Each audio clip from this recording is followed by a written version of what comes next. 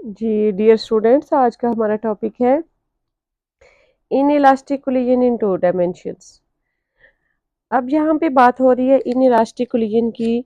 आपको पता है कि इन इलास्टिक कोलिजन वो कोलिजन होती है जिसमें काइनेटिक एनर्जी बिफोर कोलिजन और आफ्टर कोलिजन सेम नहीं रहती, कंजर्व नहीं रहती।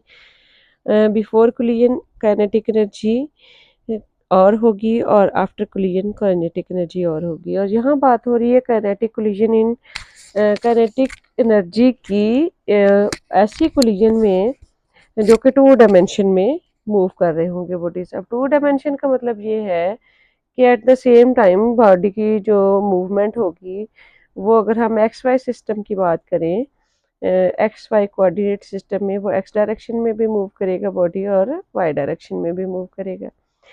तो अब हम स्टार्ट करते हैं कि इस inelastic collision in two dimension के लिए आप इसको कैसे डिफाइन करेंगे। That is a perfectly inelastic collision is one in which the colliding bodies stick together after the collision and move as a single combined mass। जैसा कि यहाँ पे आपको एक यहाँ पे डायग्राम में दिखाया गया है कि हमारे पास दो बॉडीज थे, M1 और M2, और ये मूव कर रहे थे with velocities V1 and V2। और यहाँ पे आके इस पॉइंट पे इन दोनों की कोलिजन होती है, कोलाइड करते हैं एक दूसरे के साथ। और इस कोलिजन की वजह से बाद में ये दोनों एक दूसरे के साथ स्टिक हो जाते हैं और इनका कंबाइंड मास जो है वो कैपिटल M हो जाता है, जो कि M1 और M2 के इक्वल है। अब यहाँ पे हमारे पास जो M1 है वो अलॉन्ग एक्स एक्सिस मूव कर रहा है, जबकि M2 जो है वो एक्स एक्सिस के साथ एक एंगल बना रहा है, एंगल थीटा।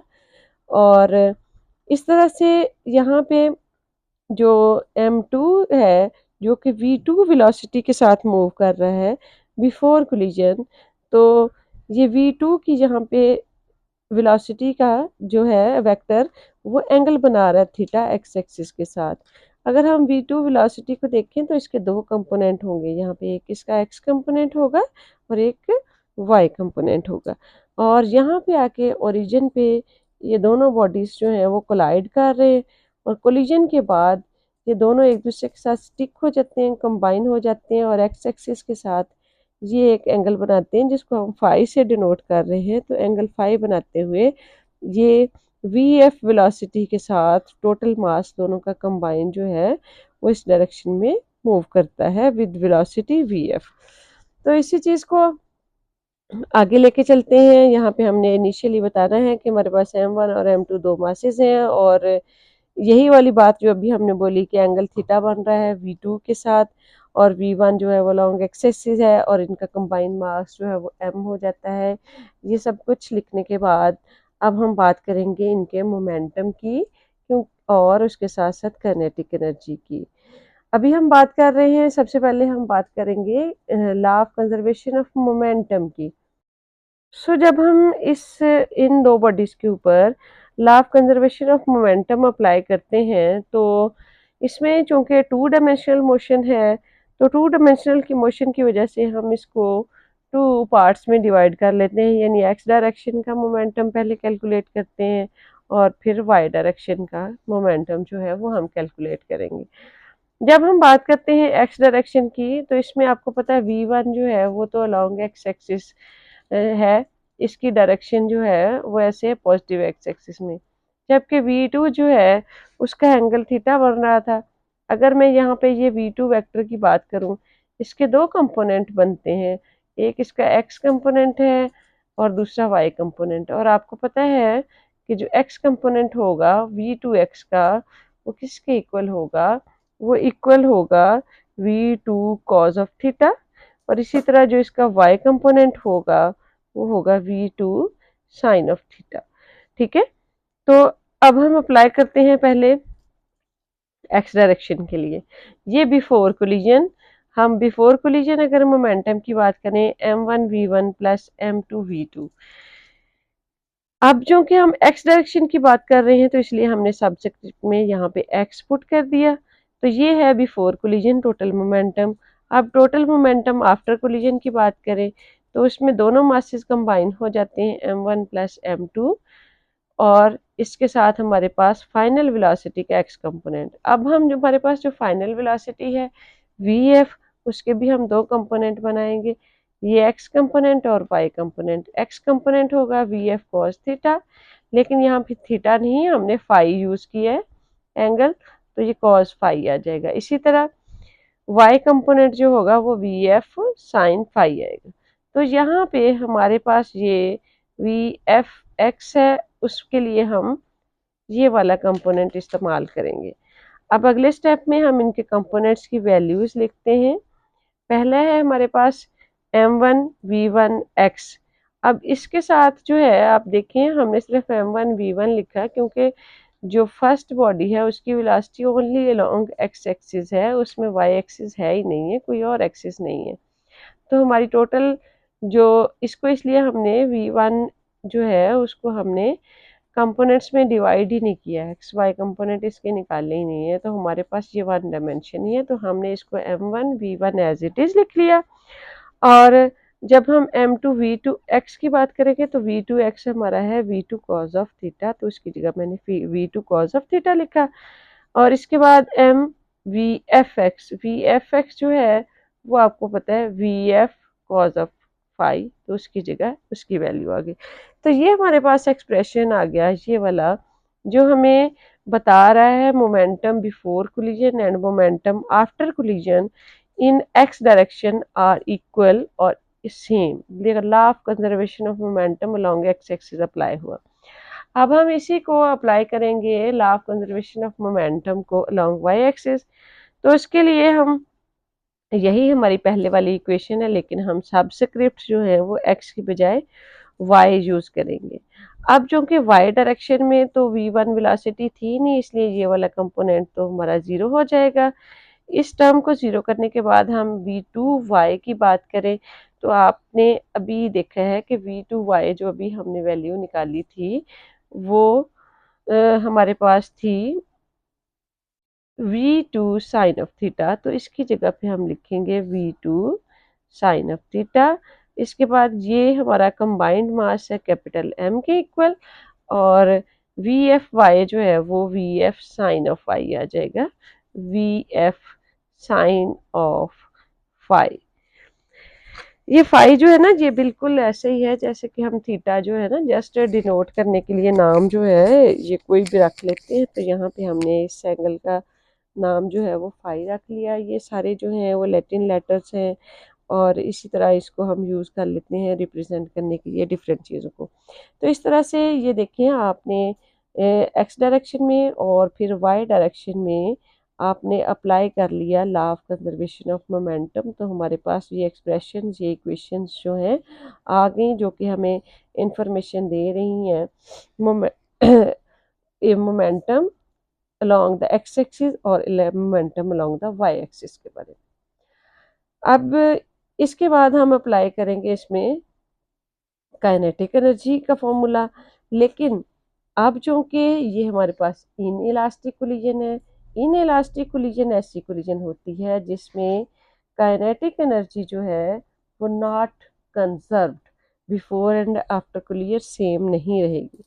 तो पहले हम कैलकुलेट करते हैं काइनेटिक एनर्जी इनिशियल। इनिशियल का मतलब है बिफोर कोलिजन, तो before collision kinetic energy 1/2 m1 v1 square plus 1/2 m2 v2 square.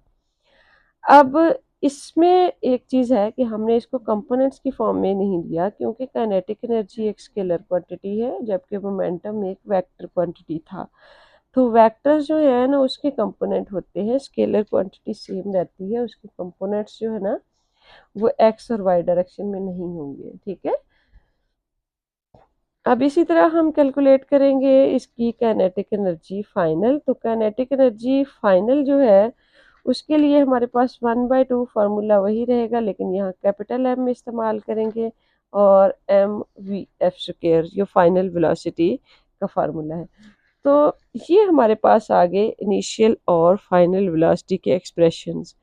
अब हमें कैलकुलेट करना है कि एनर्जी में लॉस कितना हुआ, कि काइनेटिक एनर्जी जो है वो पहले से कम हो गई और कितनी कम हुई, तो उसके लिए क्या होगा, क्योंकि ये इनएलास्टिक कोलिजन है इसलिए इसकी जो कुछ एनर्जी होगी, काइनेटिक एनर्जी इनिशियल जो होगी वो काइनेटिक एनर्जी फाइनल से ज़्यादा होगी। उसकी रीज़न के फाइनल में जाने से पहले काइनेटिक एनर्जी की का कुछ पार्ट, कुछ उसकी उसका हिस्सा जो है वो यूज़ हो जाएगा।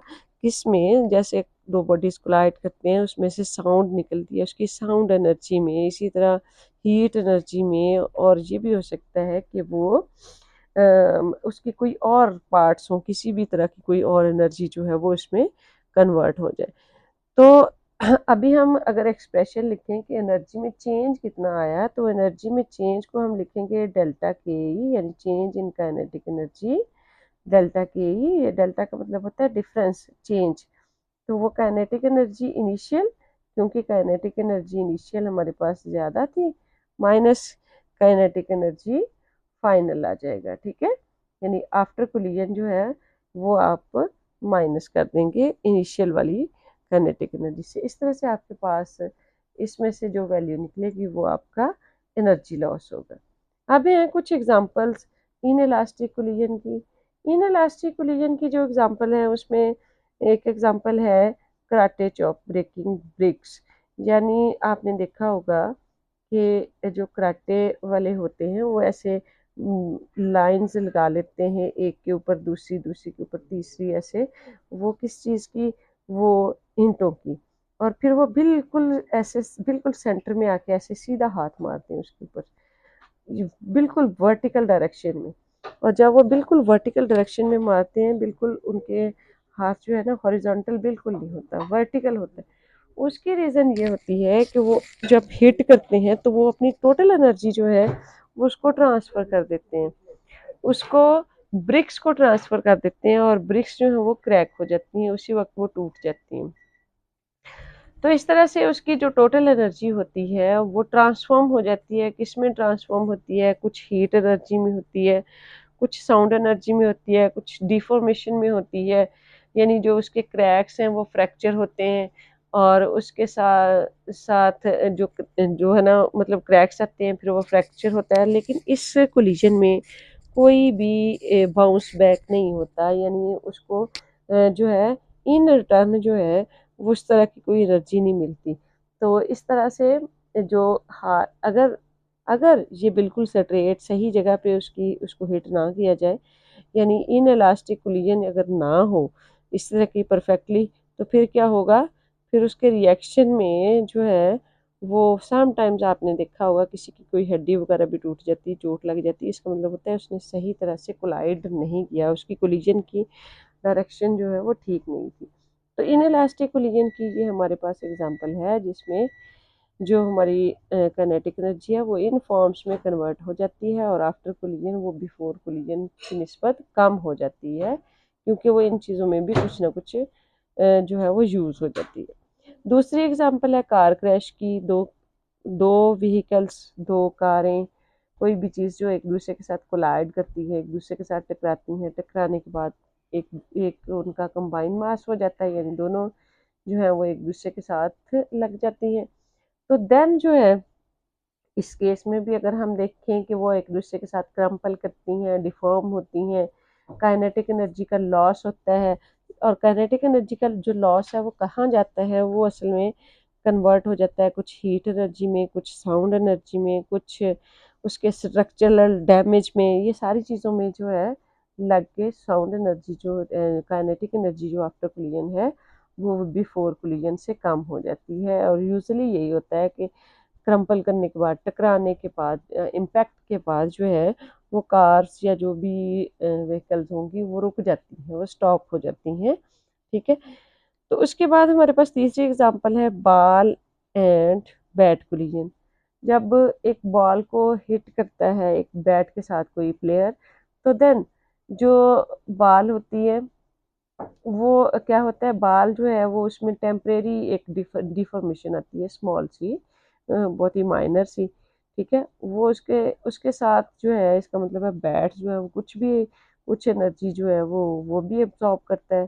तो इस तरह से इसमें भी इस कोलिजन में जो है इस एनर्जी के एब्जॉर्प्शन के बाद जो बाकी एनर्जी होती है वो कुछ हीट में कन्वर्ट होती है, कुछ साउंड में कन्वर्ट होती है, और कुछ जो है एनर्जी वो अब्जॉर्ब हो जाती है बाल और बैट से। कुछ बैट अब्जॉर्ब करता है, कुछ बॉल अब्जॉर्ब करती है। तो ये एक परफेक्टली इन इलास्टिक कोलिजन है। तो ये थी कुछ एग्जांपल्स जो इन इलास्टिक कोलिजन की आपने पढ़ी। तो मज़ीद हमारा जो नेक्स्ट टॉपिक है उसमें वो हम बाद में बात करेंगे।